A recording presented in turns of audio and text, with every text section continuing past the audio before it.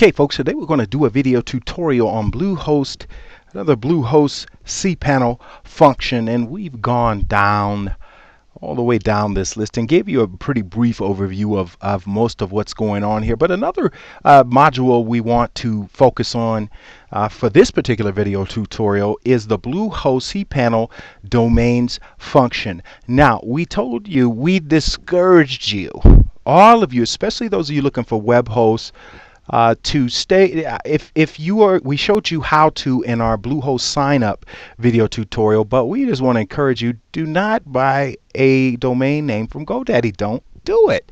Let me rephrase that.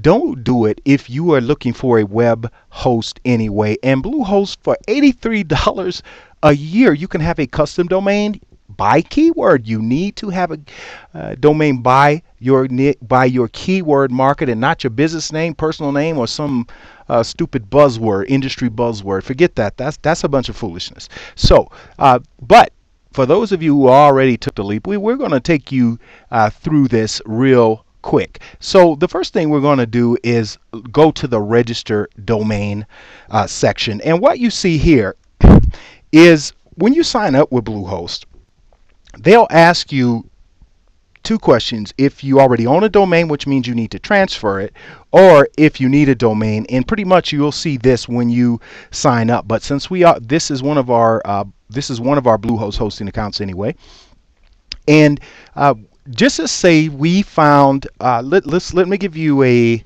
overview. Let's just say you found a niche which you believe to be highly profitable, and you've signed up for a domain by keyword. You found that niche, and then there's another keyword that you found that you want to launch another domain using that keyword. Well, you can any domains as you'd like, and just keep in mind that there is a it's $19.95. Well, not exactly. With the Whois protection, it comes to just under $20 a year.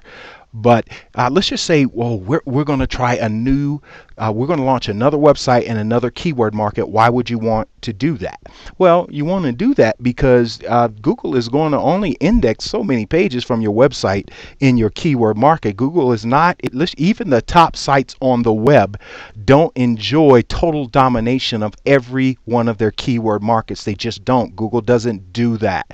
Google likes to provide choice, and we applaud them for that. So what you want to do is stay with our in our keyword social media optimization series, we compared keywords to there are identical twin keywords and fraternal twin keywords.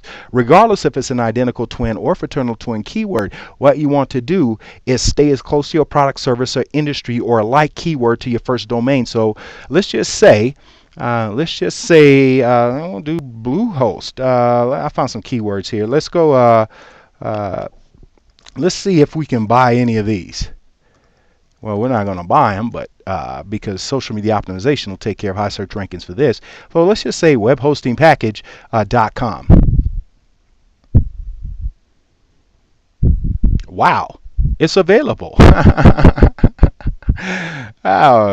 It's available at .us, and for $11.95, we'll go ahead and go with this. Now you see this is a UK domain. They're trying to sell it, and listen to this is why we told you folks, stay away from. Well, we're not going to go there. But anyway, even if, and let me tell you this, when you're selecting a domain, you stay with the keyword you selected now, or as close as you can. Now, let us go down through here real quick. You go to the Google keyword tool, you understand what the keywords are for your business, product, service, or industry, right? So you go down, and let's just say you're selling web hosting. Let's just say, and you say, oh, wow. You go down and you say web hosting provider 74,000. I guarantee you that's not available. I don't even have to search for that. I know that's not available. So let's just say affordable web hosting, that's probably not available either. But let's just say you say, well, I just want to deal with a very niche market. So you go and you say, small business web hosting. This looks great. This looks great. So what we'll do is we'll go here.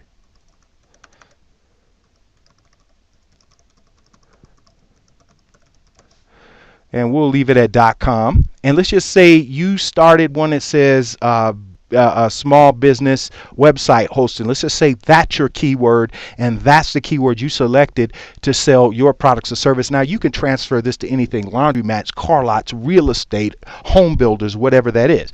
So, and let's just say you type that in and you want to search for it. This is what this allows you to do. So this obviously it's not available. I mean, it's not available, period. So we did that to show you this: the small business web hosting, new small business web hosting. This URL is way too long. Don't go with any more than 4 words in a URL. Just a SEO advice for you anyway. So these folks are not good enough. These are not good enough. Now, this particular one right here, if you were selling web hosted service, you might go for this. There's probably not any searches for this because online, well, web hosts are online. But if your SEO is good on your site, this might work out. Pretty well. But we just said that to say this is that you stay with your keywords, stay within your keyword market. Don't let them tell you what your web address should be. You manage your business. You know Bluehost doesn't. So that's all we're saying on that. We went on a little rant on that one, folks, but we are certainly passionate about this. So we're going to go back down to domains, and let's just say you are with another provider and you're coming to Bluehost, or you want to transfer from GoDaddy. You can actually just kind of enter your domain in here. You can enter your domain in here, hit continue, and I mean, they will go get it for you. I mean, this is beautiful, right? So just transfer it. Just transfer it over, and whether you have one domain or 100, the hosting fee is the same, $83. Now, there's two things you got to understand is that there will be a charge for each of the domains. Now, if it's a .tv or .mobi or .me, which Bluehost doesn't support as a domain extension, you will not. You can host them here, but they won't support them. So just understand that. .com, .net, .biz, .info, .org, they support those, but those exotic domains, they don't. So like we said, we digress. The first thing is you have to be aware that each domain re-registering every year will cost you probably between 14 and 19 bucks. Second, your bandwidth usage could cost you money if you have a really multimedia intense site. So we just wanted to run that down through for you. Now, this is just the first of two-parter on this particular topic. Now, subdomains. What can we say about subdomains? What we'll say about subdomains is this: is that